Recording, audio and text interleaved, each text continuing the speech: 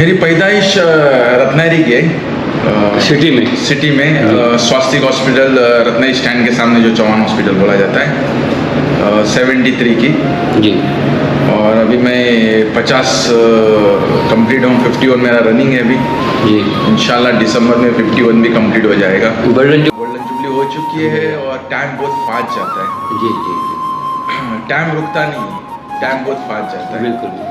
और मेरी तालीम इधर ही हो गई, शिरकिया स्कूल रत्नागिरी मालना का 10th तक किया। फिर 10th में मैं फेल हो गया, तो फिर मैं एग्ज़ाम देके मैं दुबई गया। फिर मेरे को रिजल्ट पता चला कि मैं फेल होने वाला हूँ। मुझे मालूम भी था मैं फेल होने वाला हूँ, क्योंकि मैं पढ़ाई में इतना होशियार नहीं था। हाँ। सबसे डम बच्चा अगर क्लास में होगा तो वो मैं था। जी।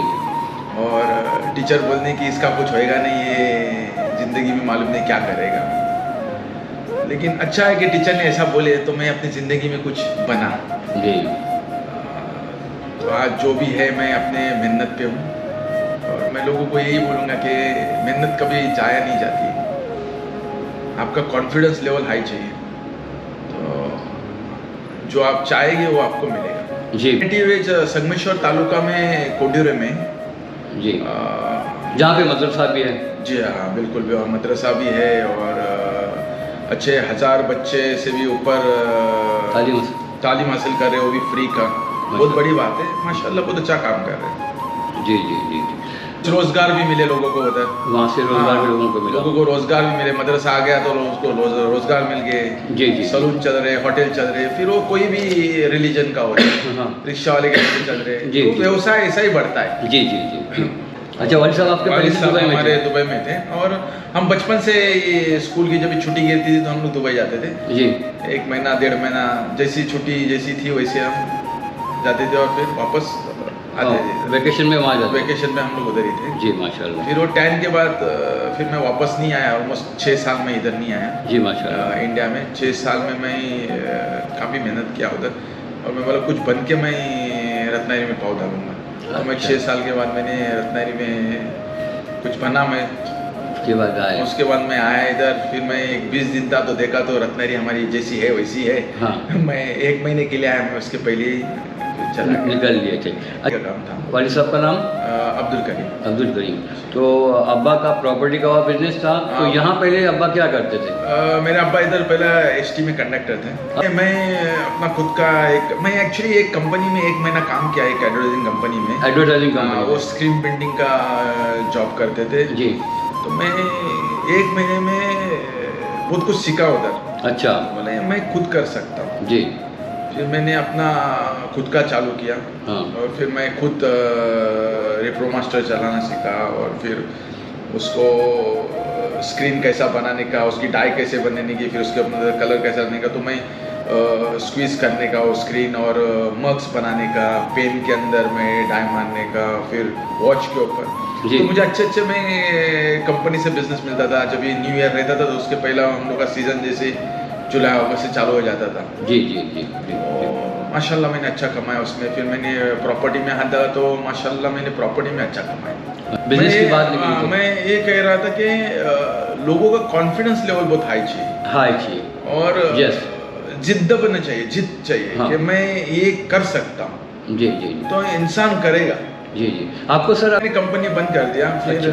मैंने वो प्रॉपर्टी का काम चालू किया। फिर मैंने प्रॉपर्टी मतलब किया, उसके बीच में मैंने टेक्सटाइल का काम चालू किया। फिर हम लोग टेक्सटाइल का दुकान डाले, रिटेल आउटलेट डाले। हाँ। जैसे उसमें हम लोग टेक्सटाइल भी बेच रहे थे और टेलरिंग भी कर रहे थे। जी।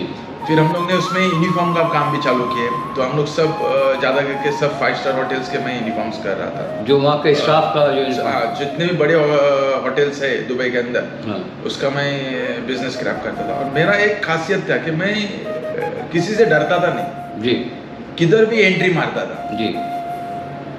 डेफिनेटली अपॉइंटमेंट लेके रहता था। और हाँ। अगर मुझे नहीं मिलता तो मैं 10 बार जाता था, नॉक करता था। जब तक मेरे को वो एग्जीक्यूटिव हाउस कीपर या परचेज ऑफिसर मुझे काम नहीं देता था, मैं उसका पीछा नहीं छोड़ता था। मैं हाथ धो के उसके पीछे लगता था तो नाही मेरे को चाहिए माफ करना थोडी ते माहितीये जिद्दीपणा पाहिजे हा. आणि तुमला काय अचीव करूचं आहे तुमला धंदो हवाय जी जी ते जी तुमला त्याची दारात जाऊन त्याच्याजवळ जसा भिकारी कसो भीक मागते हा. तसा तुम्हाला जाऊचा आहे यस यस तर समाज ते ठीक आहे. नाही वाकई मी याला जरूरत आहे म्हणून ह्यो इतक्यांदा येत अच्छा, आहे इतका मेजरमेंट घेऊन हम्म. आम्ही लोक टेक्सटाईल इंडियाशी आणि चायनाशी मागवतो आणि काय लोकल परचेस पण करतो आणि थंय कटिंग करून आम्ही लोक बनवून त्यांना स्टिच करून देत देतो. होतो.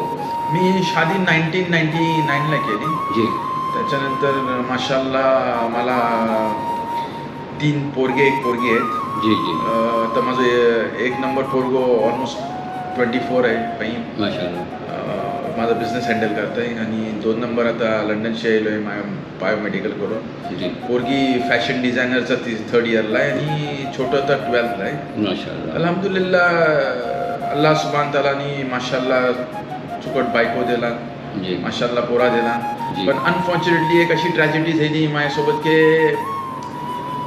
2009 मध्ये जी ऑल ऑफ सडन माझ्या वाईफचा डेथ झाला इन्ना लिल्लाहि व इन्ना इलैहि शी राजिऊन. पास्ट अवे ची इंतकाल हुई थी जी जी जी जी और फिर 2009 से फिर मेरा थोड़ा सा वो रिस्पॉन्सिबिलिटी और ज़्यादा आ बढ़ गई गई बच्चों की वजह तो मुझे याद है कि उनका इंतकाल मैंने उनको ट्रीटमेंट करने के लिए इधर भेजा था बॉम्बे में तारदेव भाटी हॉस्पिटल में उनका इंतकाल हो गया उधर 15 नवंबर 2009 जी फिर उसके बाद मैं उनकी डेड बॉडी रत्नागिरी लेके आया फिर रत्नागिरी से मैं कोंडीरा लेके गया फिर मेरे ससुरे तीसरे में बोलते कि आप बच्चे लोग को हमारे पास दो हम संभालेंगे हम बोले नहीं ये मेरे बच्चे हैं, आप क्यों संभालेंगे मैं संभालूंगा हाँ और मैं चौथे दिन दुबई निकल गया बच्चे लोग को लेके जी। और फिर मैंने आज तक उनको मैं संभाल रहा हूँ जी, और बिल्कुल। मुझे एक मालूम है कि माँ का रोल क्या होता है जी बिल्कुल हाँ माँ का रोल ऐसा है कि मैं जितने लफ्ज़ बोलूँगा जी उतने कम है